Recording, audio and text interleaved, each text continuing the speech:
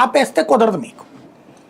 దానివల్ల ఏమవుతుంది, ఇప్పుడు ఉదయాన్నే ఉన్నది బస్సులకు విపరీతంగా ఉంటారు జనం, సిటీ బస్సులు మీరు అబ్జర్వ్ చేస్తే 10 తర్వాత జనం తగ్గిపోతారు, మళ్ళీ సాయంత్రం 4 తర్వాత జనం పెరుగుతారు.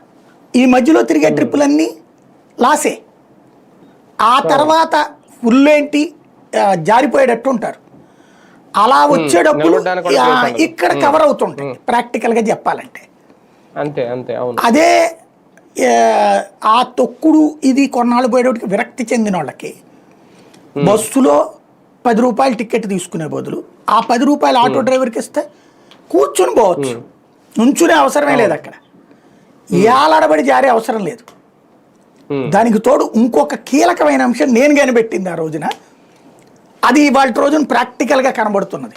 మనకి బస్సులో ఆడవాళ్ళ సీట్లు ఆడవాళ్ళకే, అక్కడ నుంచుంటే కూడా కేసు. ఇదివరకటి రోజుల్లో మేము కాలేజీలు చదివే రోజుల్లో ఆ సీట్ల దగ్గర నుంచుంటే కూడా కేసు, మీరు ఎక్కడైనా నుంచున్నారని తిట్టేవాడు. పోలీసులు మధ్య మధ్యలో రైడ్స్ చేస్తుండేవాళ్ళు అనమాట.